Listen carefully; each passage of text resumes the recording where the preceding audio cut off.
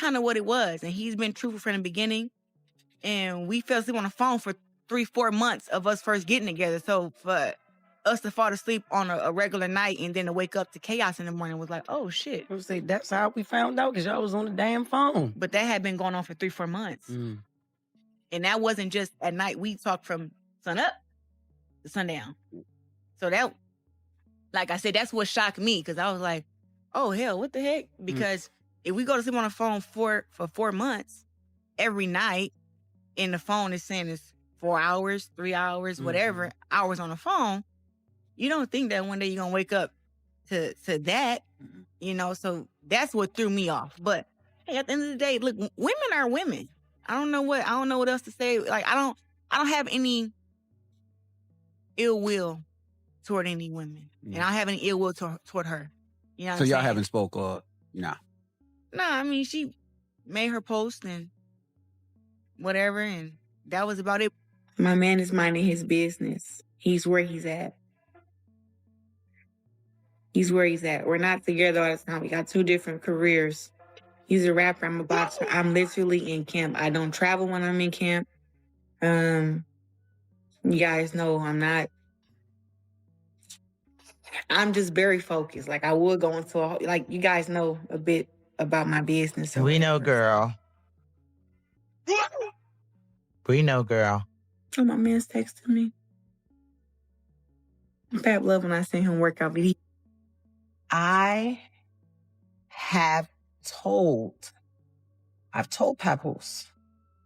I told them, why don't you tell this stuff? Why don't you tell your current come up? Because that's what it is. Tell your current come up. Don't say nothing about me. Maybe not even say nothing about you until shit is what it is. I'm in here on my TVs. You know, me and my daughter, we have the same name. She looks at everything. I'm in here putting certain things in so that when she's scrolling through YouTube, certain things don't come up, and I gotta try to explain to her. I'm not doing that. I'm not doing anything extra. You understand what I'm saying? I'm not trying to prove to nobody who I'm with or what I'm doing, because that's not what I do. That's not what I do. Like, nobody shouldn't have any ill will towards me, because I ain't do nothing to nobody. Nobody in the whole situation should have any ill will towards me.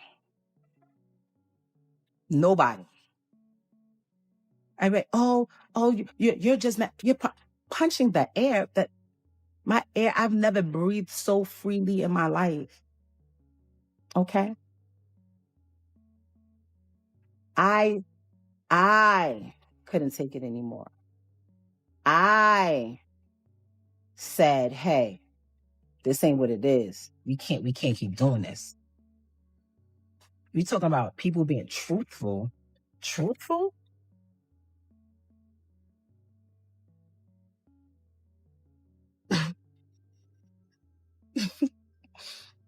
The truth, you will probably literally, like, people will cry if they knew the truth. Like, literally cry. Like, cry.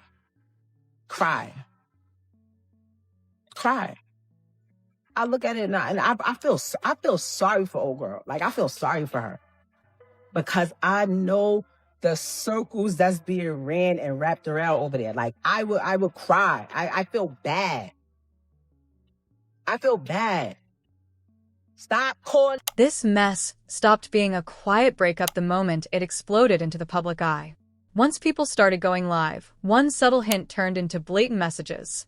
And suddenly, I'm done became, hold up, let me explain. Privacy was already vanished. What we are seeing now between Remy Ma, Papoose, and Claressa Shields is not just a personal dispute. It feels more like a war over how the story will be remembered. Everyone involved is trying to control the version of events that the world will accept as fact. The most shocking moment did not come from a screenshot, a leaked message, or a secret recording. It came from a single line. When Remy said, "People would cry if they knew the truth," the mood shifted instantly. That line did not sound like a joke or a moment of anger. It sounded like a threat. It suggested there was more lurking beneath the surface, and she was weighing whether to reveal it. From that moment on, the internet stopped asking simple questions about who did what. Instead, people began asking, what secrets are being hidden? That shift thrust Claressa into the center of the storm. She was no longer just someone dating a man who claimed he was separated. In the public mind, she became part of a story still full of loose threads, raw emotions, and unfinished business. Many viewers did not see her as a new chapter. They saw her as overlap. Once that label sticks, every move gets judged through a different lens. Fans began claiming that Claressa was not only defending the man she cared about, but also protecting her own choices. That is a tough spot to stand in, because when your decisions are questioned in front of millions, it can feel like your entire identity is on trial. At that point, you are not just arguing about facts. You are trying to protect your image. Then Papoose went live on Instagram, nearly 2 hours. Calm voice, steady tone, no shouting. He spoke like someone desperate to control the narrative.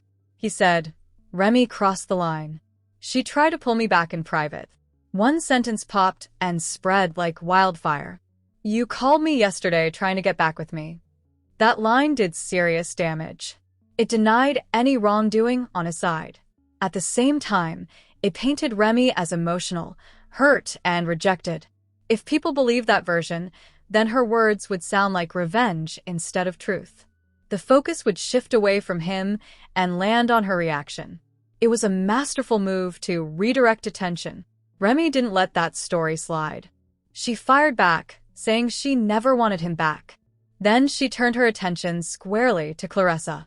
She told her to stop acting innocent and stop pretending to be the upgrade.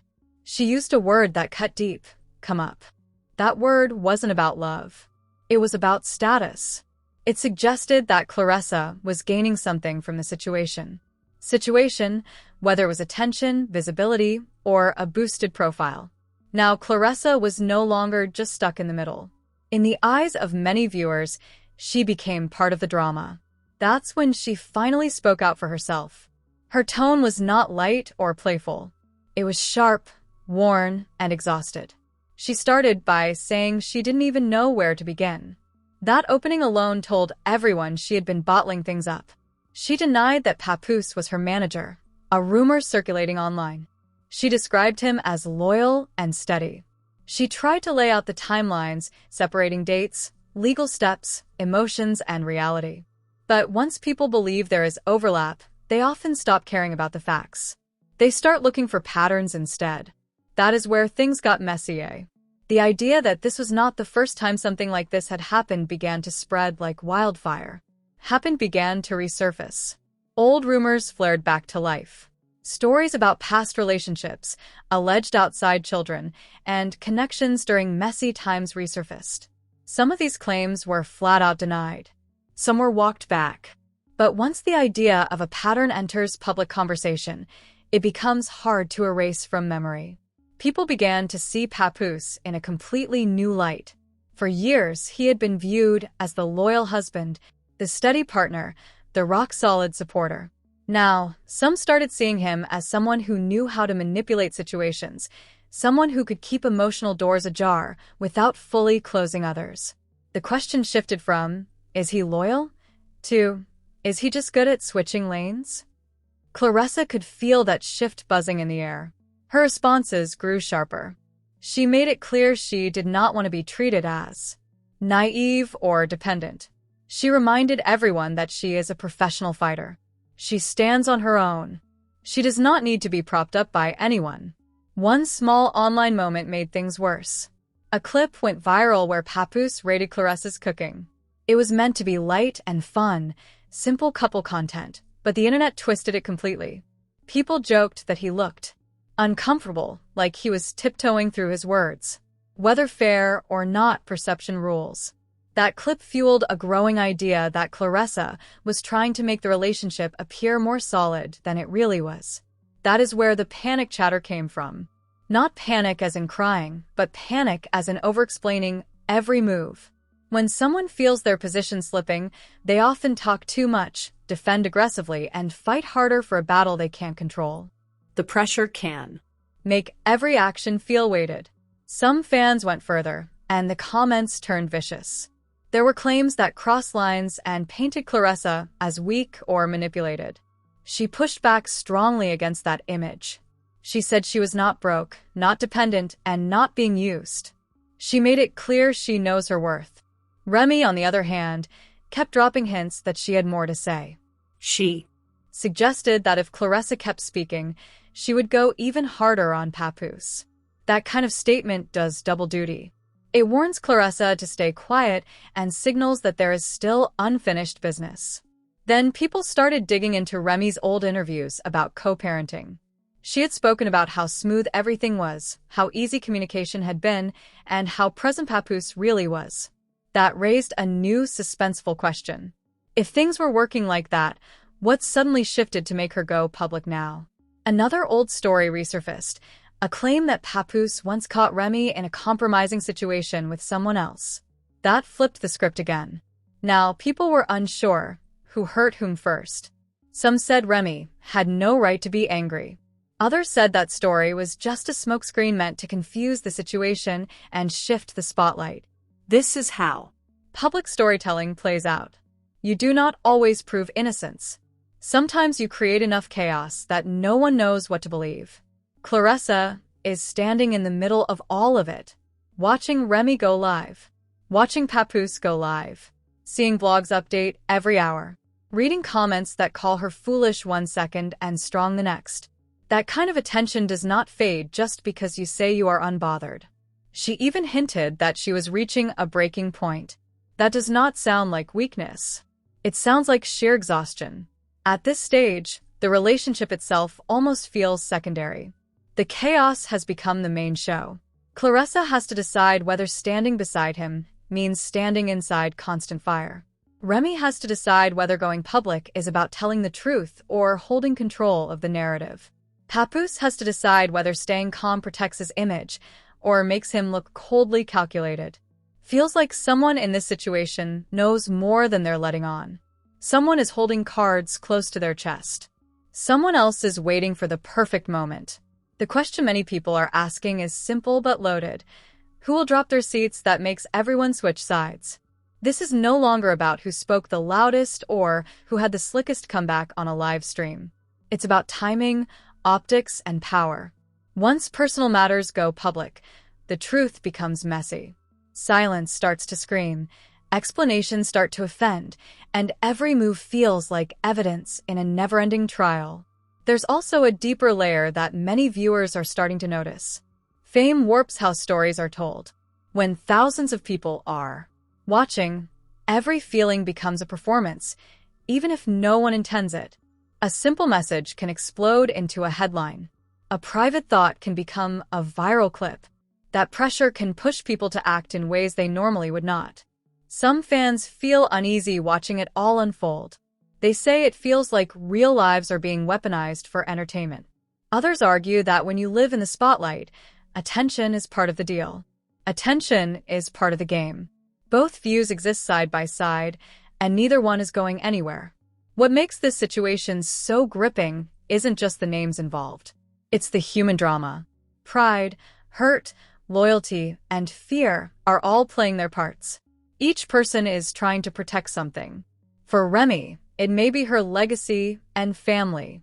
For Papoose, it may be his image and reputation. For Claressa, it may be her judgment and independence. In the end, the internet will keep a watchful eye. There will be more posts, live updates, and reactions. Some people will flip their opinions. Others will dig even deeper. But one thing is certain. Once a story reaches this level, it rarely goes back to being simple. So now the conversation is wide open. Who do you think is handling this in the smartest way? Do you see heartbreak, calculated moves, or wounded pride behind the actions being taken? And when the full truth finally drops, who do you think it will hit the hardest? Share your thoughts.